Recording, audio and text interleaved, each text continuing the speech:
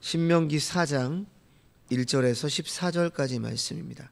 신명기 1장에서 3장까지는 모세의 회고죠. 그래서 모세의 첫 번째 설교라고도 합니다. 그리고 이제 4장은 신명기 5장 모세가 여호와 하나님의 언약의 말씀 그 10계명을 다시 출애굽 2세대 세대들에게 선포하고 여호와 하나님과 언약을 새롭게 하는데, 지금 이 4장은 언약을 새롭게 하기 전에 바로 말씀하는 부분이죠. 그래서 신명기 1장에서 4장까지의 말씀을 하나로 본다면 그 말씀은 곧 여호와 하나님께서 주신 10계명의 말씀을 왜 지켜 행해야 하는지 그 이유를 설명을 하고 있습니다. 약속의 땅 가나안에 들어갈 이스라엘 백성들이 10계명의 말씀을 지켜 행해야 하는 이유는 여호와 하나님께서는 언약하신 것을 신실하게 지키셨기 때문이라는 것이죠. 곧 과거 여호와 하나님께서 언약하신 대로 이스라엘 백성들을 신실하게 인도해 주신 사실에서 그 이유를 찾고 있습니다. 하나님께서는 언약하신 것을 반드시 지켜 행하시는 분이십니다. 그렇기 때문에 이스라엘 백성들은 하나님의 규례를 지켜 행해야 한다라고 하는 것이죠. 자, 오늘 우리가 살펴볼 본문 신명기 4장 1절에서 14절은 모세가 이스라엘 백성들에게 약속의 땅으로 들어가서 하나님의 규례와 법도를 듣고 준행할 것을 명하시는 말씀입니다. 자, 본문 1절과 2절을 보시면 하나님께서는 이스라엘 백성들에게 이제 내가 너희에게 가르치는 규례와 법도를 듣고 준행하라 이렇게 말씀을 하죠. 그리하면 너희가 살리라. 너희 조상의 하나님 여호와께서 너희에게 주시고자 하는 땅에 들어가서 그것을 얻게 될 것이다 이렇게 말씀을 합니다. 하나님의 언약을 믿지 못한 불신앙으로 인해서 약속의 땅에 들어가지 못하고 광야에서 죽은 출애굽 1세대들의 모습을 본 출애굽 2세대들에게 여호와께서는 약속의 땅을 눈앞에 두고 다시 언약을 새롭게 하는 것이죠. 그래서 신명기가 다시 율법을 재반복하는 그런 의미의 이름입니다. 자, 이런 모습에서 우리는 여호와 하나님의 자기 언약에 신실하신 모습을 보게 되는 것이죠. 처음 언약을 받은 자들이 불순종해서 광야에서 엎드려졌다라고 한다면 하나님 입장에서 사실 그 언약을 지키실 필요가 없죠. 어긴 이들이 이스라엘인데요.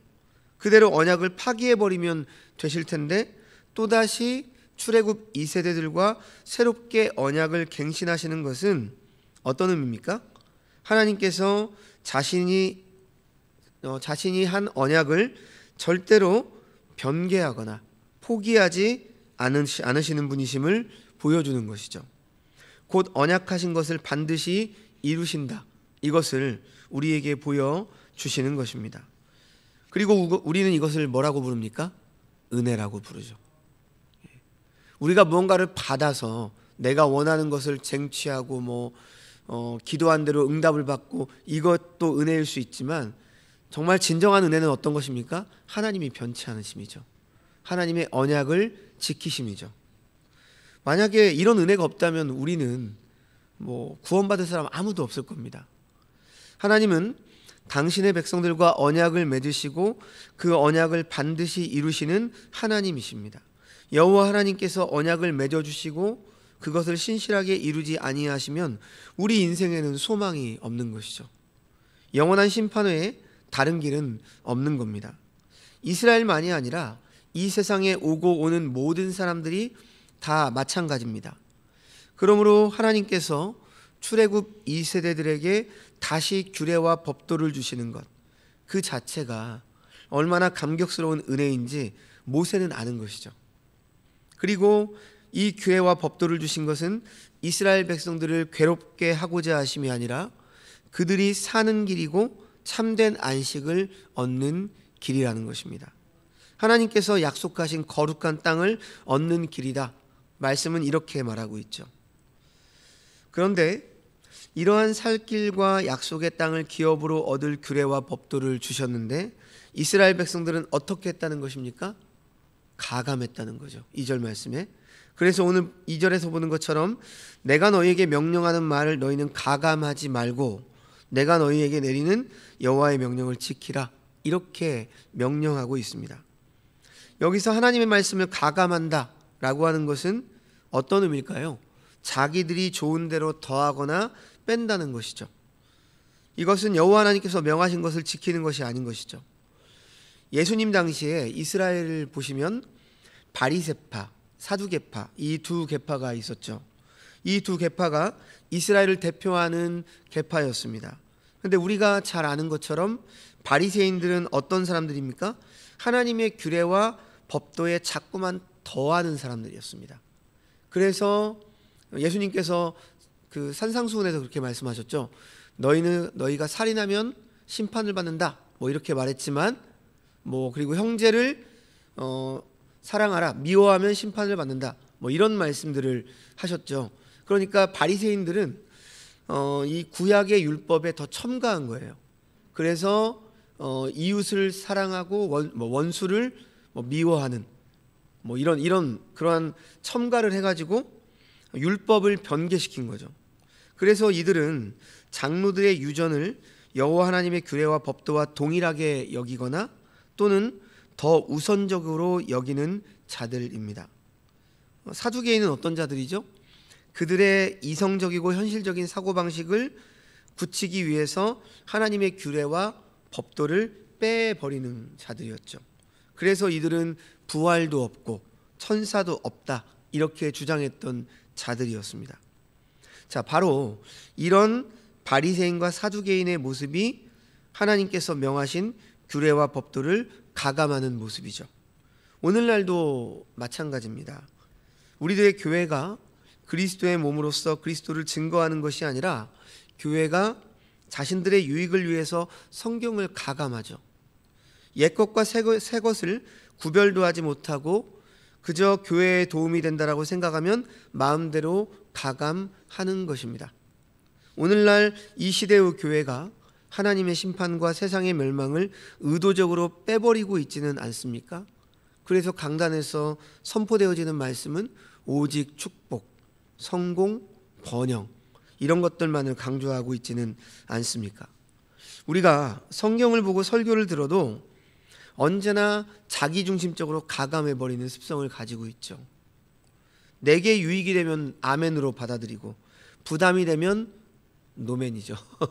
예, 아무런 말도 하지 않죠. 자기들의 편리를 위해서 마음대로 변개합니다. 바로 이런 것이 하나님의 말씀을 가감하는 것이죠. 그러므로 모세는 여호와 하나님의 규례와 법도를 다시 이스라엘 백성들에게 주시면서 이것을 순종하라, 다시 다짐하고 있는 겁니다. 순종하는 것이 살 길이고 여호와 하나님께서 주신 약속의 땅을 기업으로 얻는 길이다, 이렇게 말하고 있는 것이죠. 그러면 하나님께서 명하신 규례와 법도를 지키지 않으면 어떤 일이 일어나는가? 본문 3, 4절을 통해서 예전에 바알볼의 사건을 너희가 상기시켜 보라는 것이죠. 민수기 25장에 나와 있죠, 바알볼의 사건이. 그리고 시편 106편 28절 29절이 바로 바알볼의 사건을 회상하며 시편 기자가 노래한 부분입니다. 자, 그래서 생사가 하나님의 말씀에 달려있다, 이렇게 가르쳐 주십니다. 자, 3절에 너희가 눈으로 보았다, 이렇게 말씀하죠. 그들은 생생하게 그 우상을 숭배하고 성적 타락하는 것을 경험했습니다. 바알볼은 우상 숭배와 관련이 있죠. 바알볼의 일은 모압 여인들과 성행위를 하는 일도 포함이 되었습니다. 모압 족속의 여인들과 간음을 행하다가 결국 칼이나 연병으로 수많은 사람들이 죽었다, 이렇게 말씀하죠. 24,000명이 죽었다, 오늘 본문은 이렇게 말씀을 하고 있습니다. 그러나 그런 중에도 어떤 자들이 있었다는 거죠? 여호와께 붙어 떠나지 않은 사람이 있었다는 거죠. 즉 오직 하나님만을 섬기고 하나님의 말씀을 지킨 사람은 어떻게 되었다고요? 다 살아 있다라고 합니다. 하나님의 백성의 생과 사는 바로 하나님의 말씀과 관계가 있다는 것이죠. 생명의 길과 사망의 길이 하나님의 말씀에 달려 있는 것입니다. 특별히 우리 믿는 자들은 더 그렇죠. 하나님의 말씀을 잘 듣고 지키면 약속의 땅에서 하나님께서 약속하신 복을 누릴 수 있는 것이죠. 풍성하게 누릴 수 있습니다. 하나님께 붙어있는 사람은 하나님의 말씀을 따릅니다. 하지만 하나님께 붙어있지 않은 사람은 말씀으로부터도 떨어지는 것이죠. 그래서 오늘 5절과 6절 말씀을 보면 내가 나의 하나님 여호와께서 명령하신 대로 규례와 법도를 너희에게 가르쳤나니 이는 너희가 들어가서 기업으로 차지할 땅에서 그대로 행하게 하려 함인즉 너희는 지켜 행하라. 이것이 여러 민족 앞에서 너희의 지혜요 너희의 지식이라. 그들이 이 모든 규례를 듣고 이르기를 이 큰 나라 사람은 과연 지혜와 지식이 있는 백성이로다 하리라. 이렇게 말씀합니다. 자, 오늘 본문을 보시면 자주 반복되는 표현이 있죠. 그게 어떤 말씀입니까? 지켜 행하라. 바로 이 말씀이죠. 지금 말씀을 보면 하나님의 규례를 듣고 지키는 것이 열국 앞에서 지혜다, 너희의 지식이다, 이렇게 말씀을 하고 있는 겁니다. 어느 나라가 이런 규례를 받았는가 하는 것이죠. 그러므로 이런 규례와 법도, 곧 하나님께서 주신 이 규례와 법도가 없는 나라는 아무런 지혜와 지식도 없다는 것입니다. 물론 그들이 세상에서 큰 나라이고 돈이 많고 따라서 무기도 많고 힘이 있어 세상 나라들을 호령하는 어떤 강대국이라 할지라도 그런 나라는 하늘의 지혜와 지식이 없기 때문에 캄캄한 나라고 멸망할 나라입니다. 여호와를 아는 지식이 없어서 망할 나라인 것이죠. 그러므로 그런 나라들에게 이스라엘을 사용하여 하나님의 지혜와 지식의 백성임을 증거하고자 하시는 것입니다. 그러면 이것이 얼마나 큰 은혜요 복입니까? 우리가 정말 사랑하는 사람이 있다면 그 사람이 우리에게 눈길 한번 주는 것만으로 해도 얼마나 감격스러워요. 그런데 눈길만 주는 것이 아니라 무엇을 시켜주면 그것은 그야말로 감격과 기쁨인 것이죠.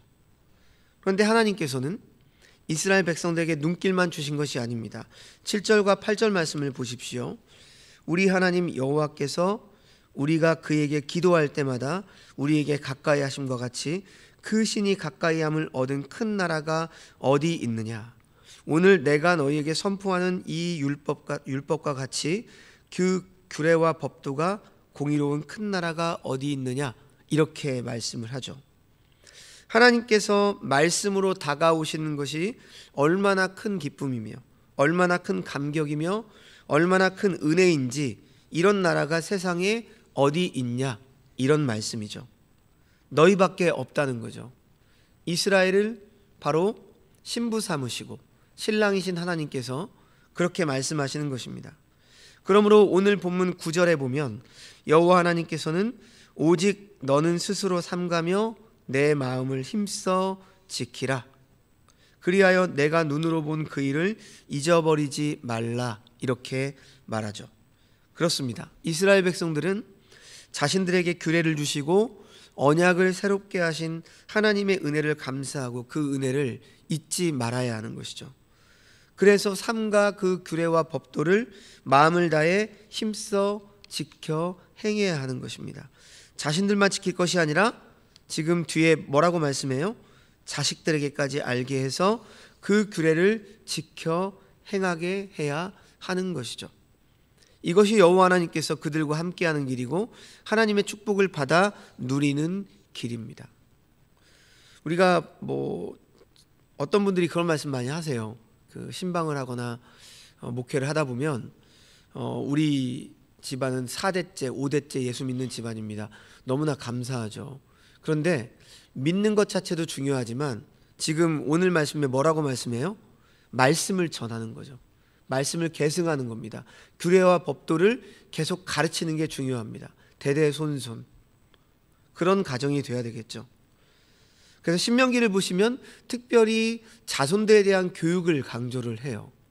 그래서 신명기에서 이제 6장에 나오겠지만 쉐마라는 말이 나오죠. 그렇죠? 들으라 이스라엘아. 그래서 그 쉐마 학당 이런 것들도 우리 한국 교회에 있어요. 그게 꼭 건전하지만은 않은데 좋은 취지로 하는 부분도 있습니다. 자, 이제 본문 10절에서 마지막 14절까지 말씀을 보면 이스라엘 백성들이 여호와 하나님께서 영광 중에 호렙산에서 십계명을 주신 사건을 상기시키고 있죠. 자, 10절 말씀을 보십시오. 내가 호렙산에서 내 하나님 여호와 앞에 섰던 날에 여호와께서 내게 이르시기를 나에게 백성을 모으라. 내가 그들에게 내 말을 들려주어 그들이 세상에 사는 날 동안 나를 경외함을 배우게 하며 그 자녀에게 가르치게 하리라. 자, 이 말씀을 하시면서 11절에서 13절에 그 산에 불이 붙어 불길이 충천하고 어둠과 구름과 흑암이 덮였는데 하나님께서 불길 중에 말씀하셨다. 이렇게 말씀을 합니다. 산에 불이 붙어 하늘에까지 미쳤다. 하늘을 찌를 듯이 올라갔다. 이렇게 말씀을 하죠. 하나님께서 이 불 가운데 임재하셔서 말씀하셨다는 것이죠. 하나님의 임재에 대한 모세의 기억은 불입니다. 출애굽기 20장 18절에서 20절의 내용을 지금 언급하고 있는데요. 이때 하나님의 형상은 보지 못하고 12절에 말소리만 들었다. 이렇게 말씀을 하죠. 그리고 13절 말씀에 하나님께서 그의 언약을 반포하시고 지키라 명령하셨다라고 합니다. 자, 이것은 하나님께서 친히 말씀하시고 친히 써주신 십계명이죠. 13절에 십계명이라고 하시고 두 돌판에 친히 쓰신 것이라 이렇게 말씀을 했죠. 이스라엘 백성들이 가지고 있는 법은 이렇게 신적 기원을 가집니다. 고대 세계에서의 법은 어떻게 만들어집니까? 왕이 제정하고 선포하죠. 하지만 이스라엘은 하나님께서 호렙산에서 주신 법을 직접 받았습니다. 호렙산은 하나님의 율법이 주어진 장소죠. 하나님께서 법을 주시기 위해서 이곳에 직접 임재하셨죠. 하나님께서 임재하셔서 두려움 가운데 십계명을 주신 목적은 그들이 세상에 사는 날 동안 즉 하나님을 경외함을 배우게 하기 위해서라고 말씀을 하십니다. 그래서 십계명은요, 하나님을 경외하는 법을 가르치는 것이죠. 십계명을 제대로 알면 하나님을 경외하는 법을 배우게 되는 것입니다. 1계명에서 10계명까지 다 하나님을 경외하는 거죠. 물론 우리는 4계명까지 하나님 사랑, 5계명부터 10계명까지 이웃사랑 이렇게 나누지만 결국은 이 모든 것이 하나님을 경외하는 것으로 하나로 말씀을 드릴 수가 있습니다. 우상을 섬기지 말라는 말씀부터 탐심을 갖지 말라, 이 말씀까지 다 하나님을 경외하는 법이죠. 하나님을 경외하는 사람은 십계명의 말씀대로 살 수밖에 없는 겁니다. 하나님을 경외하는 사람은 우상을 숭배할 수 없고 하나님을 경외하는 사람은 안식일과 부모를 소홀히 할 수 없습니다. 하나님을 경외하는 사람은 사람의 생명과 가정을 가볍게 절대 생각할 수 없고요. 하나님을 경외하지 않는 사회의 특징은 생명을 경시하는 풍조가 있는 것이죠. 이미 이스라엘 백성들은 이것을 애굽에서 경험을 했습니다. 하나님을 경외하는 사람은 자신을 탐심을 채우기 위해서 어떤 거짓말을 한다거나 이웃의 것을 빼앗거나 이웃을 해할 수가 없는 자들이죠. 성도 여러분, 하나님께서 지금 11절에서 12절처럼 율법을 주실 때 두려움을 보여주신 이유가 또 무엇입니까? 이 율법은 하나님의 말씀이기 때문에, 그만큼 중요하기 때문에 꼭 지켜야 된다라고 하는 의미가 있습니다. 지켜도 되고 안 지켜도 되는 것이 아니라 꼭 지키면서 살아야 한다라는 뜻이죠. 신명기 28장을 보시면 하나님의 말씀을 순종하면 복이 임하고 말씀을 순종하지 않으면 저주가 임한다, 이렇게 말씀을 하죠.